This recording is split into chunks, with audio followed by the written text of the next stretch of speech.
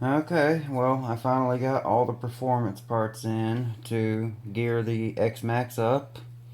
As you can see, this is the interior of the X-MAXX with the motor removed.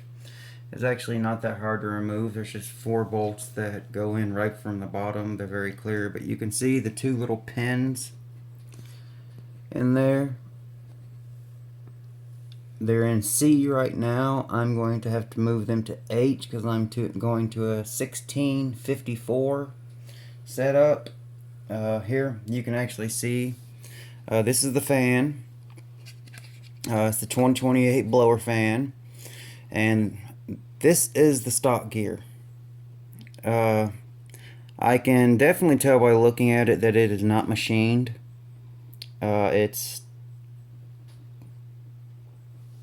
It really looks like it's more of a Ford. Shit. What is the name of that?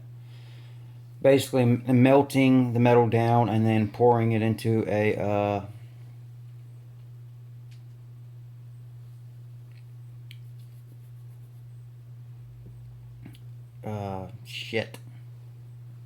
a pattern, and then the metal the metal forms into the pattern, and they do, you can see they clean it up some and they stamp a 15 and an M1.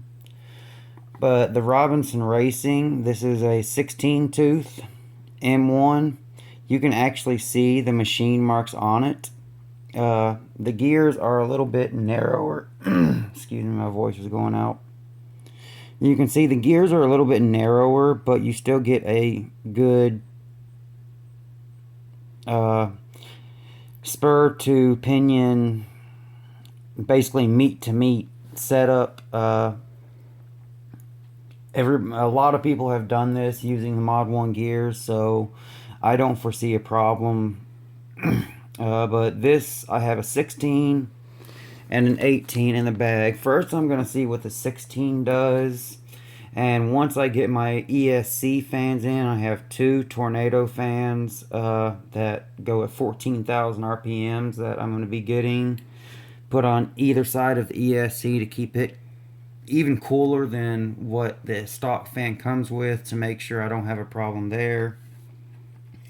But with the fan, you're going to have to remove 2 pieces. You're going to have to remove the receiver cover and the cover that the antenna is attached to, because that's where all your waterproofing is.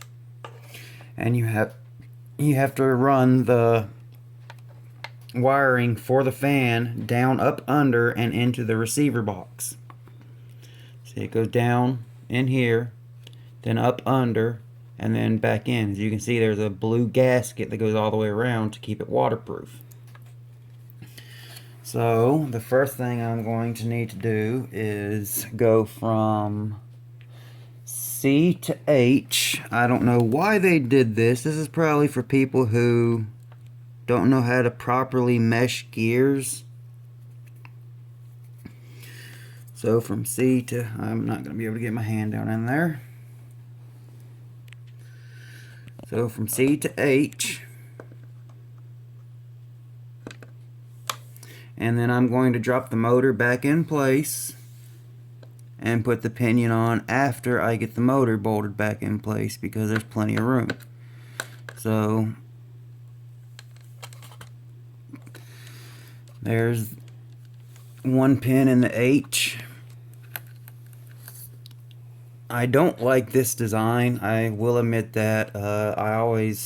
I never mind having to set the gear mesh. It's not that hard. All you get is a piece of paper and set it between the pinion and the spur gear. Okay, so that's done. Then you take your motor. You can see on the bottom there's a bunch of different places that are drilled out. If you're going to go with the 2028 conversion, you're going to have to drill out a lot of this excess, all the top excess, and you're going to have to zip tie this to the 2028 motor. But this is still a pretty beefy ass motor. So going to drop it back in place without the gear on. Make sure I get it seated. Okay, that is in place. Now I'm going to take my new pinion gear and put it on and just test fit it.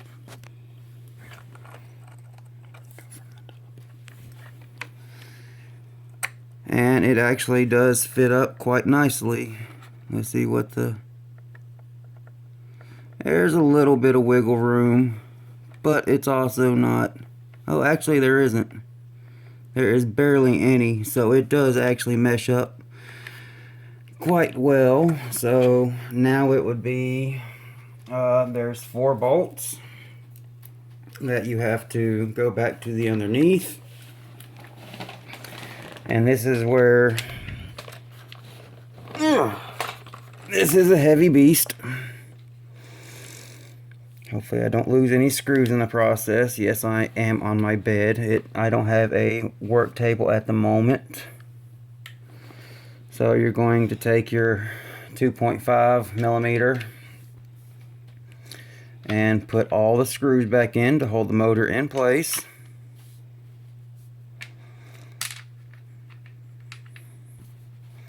And this is the same way you do it if you're going with a 16, if you're going with an 18. You can change out the pinion gear to a 48 and go with even larger pinion and a smaller spur. If you go with a larger pinion and a smaller spur, you're going to get a higher top speed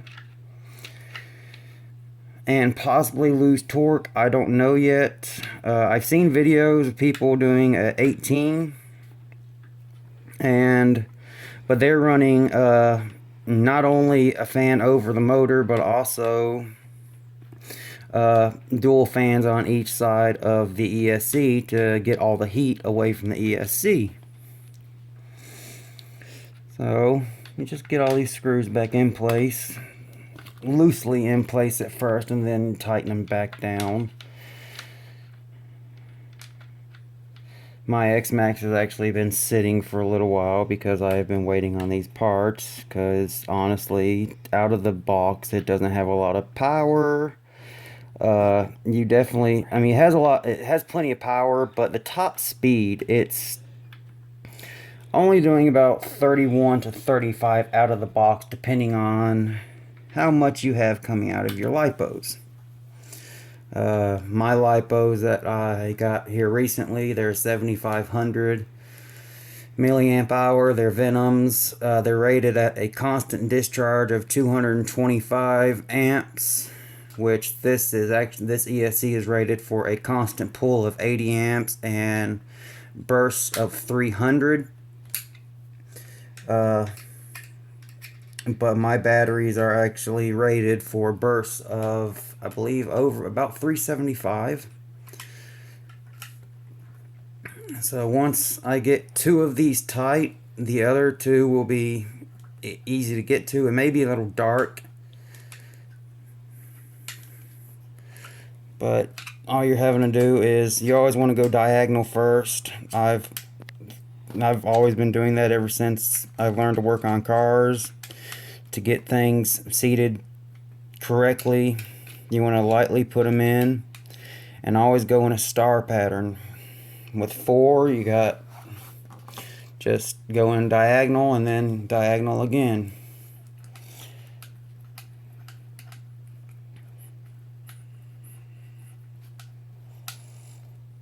So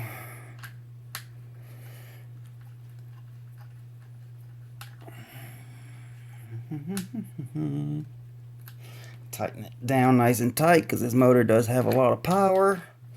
Remember the star pattern. Doesn't matter which way you do it, just do a star pattern. I mean, this is plastic, but I've always learned to do star pattern. And now we get back to the top.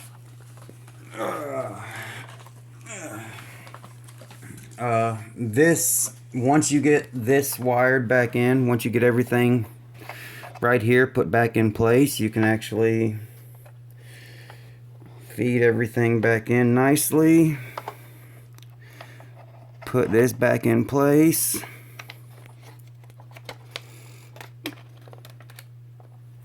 Two screws hold it down. I need to find those. There they are. Again, the 2.5 millimeter. With the X-MAXX, you get a 2.5 millimeter T-wrench and a 2.5 millimeter ball end, because this does have some screws that are a little tough to get to. What did I do with my T-wrench that I just had?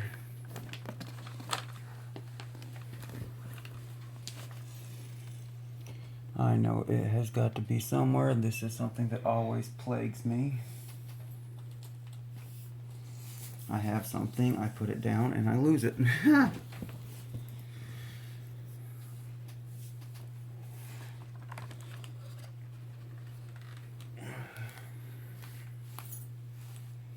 Ah, damn it.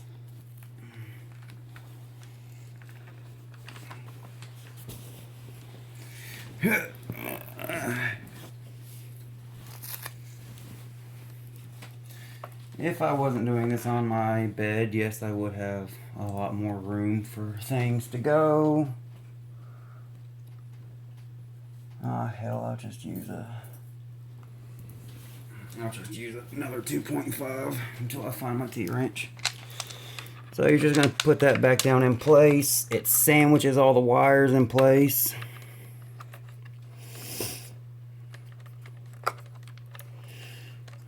It pisses me off. I lost the damn T-wrench that damn quick. Press pause for a sec. And so we're just going to tighten down these screws to sandwich the wires back in place to keep everything waterproof. I felt the foam. It actually feels like there's something inside the foam, sort of like a grease filling to keep water out of the receiver box. But this is where all the wires come through: your ESC, your servo, your ESC temperature sensor, your motor temperature sensor.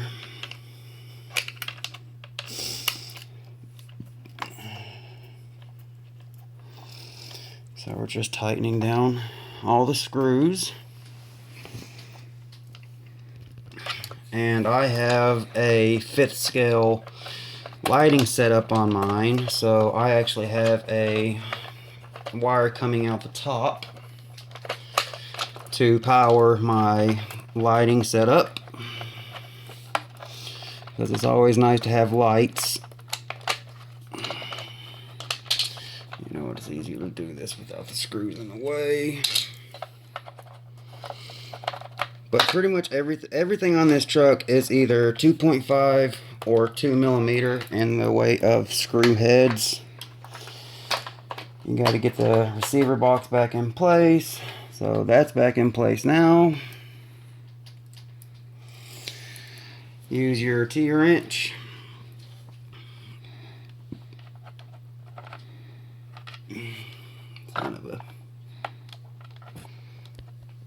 And place the screws back in their holes.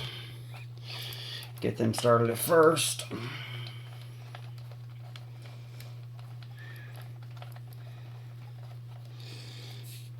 Just to make sure everything's lining up, because you don't want to put both screws in there and realize, oh shit, I did something wrong. Not everything's lining up. I will say the wire that comes with the 2025 is probably about 16 inches. I mean, it's quite long. So you're gonna have to use some zip ties and zip tie it to the XOK. It's sort of the cage on the very top that holds things in place. So now I'm gonna put the second screw in. You son of a... And of course it goes in a nice place that's gonna be difficult to get to. I dropped a screw. And there it is. So now we simply put this screw back in its hole. Screw it in place. And as you see, I have a Futaba connector coming out the top. I'll show you why that is in just a second after I finish up with everything. Well, after I do this, after I tighten these down, I'll show you what that Futaba connector is for. I've already done a video on this, but on my Xmax cover, I'm actually running tail lights and 48 LEDs up front. I actually made some little boxes because if you put them on straight with tape, they're pointing forward. I mean up. So I want them to point forward and down to light basically the path. So that's where the Futaba connector connects into. Remember, the brown and the black go together. These are the batteries that I got. Two 7500 30C batteries. I hear a lot of people saying, well, I got a T-Max and it's sitting because I can't get any batteries. Amazon has those batteries. X-MAXX. Amazon has those batteries, 2 of them for $199.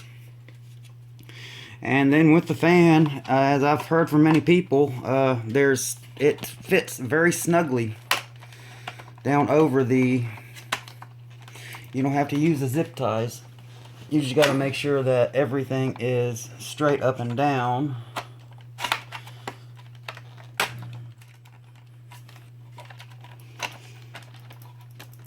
And there it goes. Oh yes, it fits very snugly. So that's that, but first I need to put the pinion gear back in place. The 16 tooth. Yeah, that fits in very snugly. You will not need zip ties. So now we're going to take our 16 tooth pinion, put it in like this, line it up with the notch on the shaft. This is a 5mm shaft.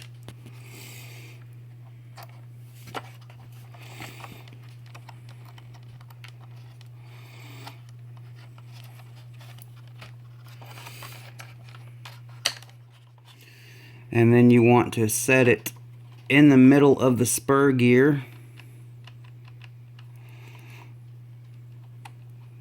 So there is as much contact area between the gear and the spur gear, the pinion gear and the spur gear. And then you're going to want to tighten the grub screw up. My motor shaft is in a awkward position. There we go. Okay, get that nice and tight. Use my needle nose, put those on there. I know my hands are in the way, I'm sorry. But take it and just snug it down. That's nice and snug. Yeah, you are going to have to remove your spur gear cover. That's this part. But that's everything of how to put in a different spur gear. Now you just put everything back in place and you're done. And then you go running. Oh yeah, that really has a nice. This is a very coarse gearing. So, but that's how to change your pinion gear on an X-MAXX. And as I said, the Futaba connector, there's a little rubber plug that goes in the top. You just put that back down in place and it'll completely seal it and make it waterproof, and you'll still have some electricity come up through the top, so you'll be able to power your lighting. And yes, I do have my own connectors. I do not like Traxxas connectors, and I silicone the hell out of them to keep them waterproof. I know you can use heat shrink, but water can possibly get between the two connections and short it out. I didn't want that to happen, so I silicone the hell out of both. I know it looks like shit, but it works very well. A lot of people will probably say XT60s aren't rated for as much power as I'm putting through this, and I have no problem with XT60 connectors. And if you actually look at the Traxxas high output ID connectors compared to the XT60 connectors, there's actually more surface area contact between the batteries and the plugs. So that's it. Other than putting the spur gear back in place, I'll put the motor. I'm actually going to put it in sort of backwards.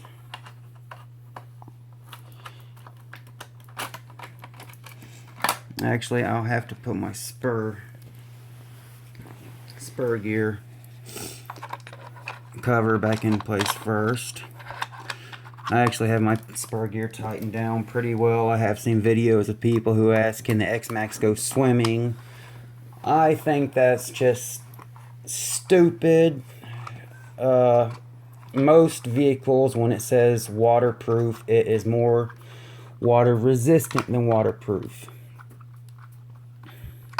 Unless I waterproof an ESC and electronics myself, I do not trust what is advertised, because if I do it myself, I know for a fact that I have completely waterproofed the entire ESC.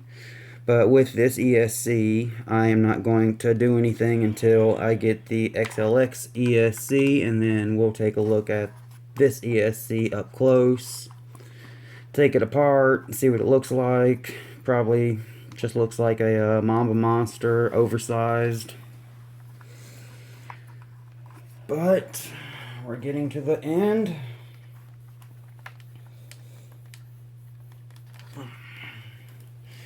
We put the Castle 2028 motor cooler in place.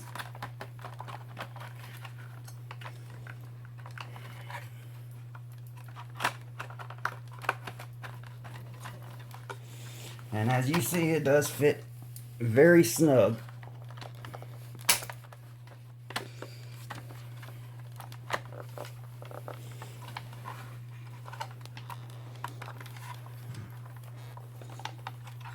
And then we're going to turn it on real quick, make sure everything works well. Damn it. It either wants to go completely forward or completely backwards. I want it sort of... that'll work, because I like a little bit of the air to get drawn up from the ESC to keep the ESC a little cooler. And then we're going to go to the batteries. Slap them in. I'm not even worried about tightening them down at the moment.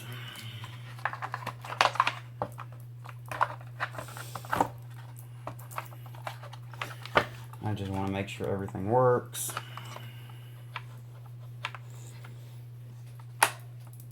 I always do the positive side first, which, hell, they're both positive, but the one with the red and black instead of the black and black. And with this much power, you are going to get a spark. There it was. And then we turn it on. And the blower fans are working. I'm pretty sure that... Oh yeah, they're working. I am going to get the 30mm tornado fans. They're the same size as these. I am going to get some of those to put on here, and this is moving quite a bit of air, so it's going to keep things cooler,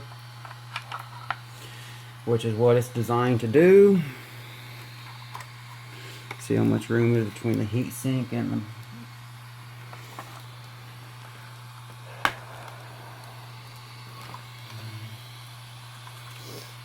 There we go. The fans are pretty much on top of the heatsink, and now I'm simply just going to take this right here and sort of bundle it up like this and zip tie it to the cage like that, and then you're done. So that's what it looks like with the Castle 2028 fan on top. Well, I have some rain coming, so I'm gonna go test this and see what the change is. I can't. It's dark right now, so I can't show everybody else what it looks like, but I'll definitely do a running video between the 15 to a 16. I've heard that even going to a 16 really changes it, so gonna snap the batteries in place. Some people might say that the 7500s are a little loose. Take some Gorilla double-sided tape, put it on the bottom, and it puts them nice and snug. The batteries will not move around. Both sides. Okay. So that's it for this video. I'm just gonna take it out and slap the body on real quick and see what she does. So until next time, peace.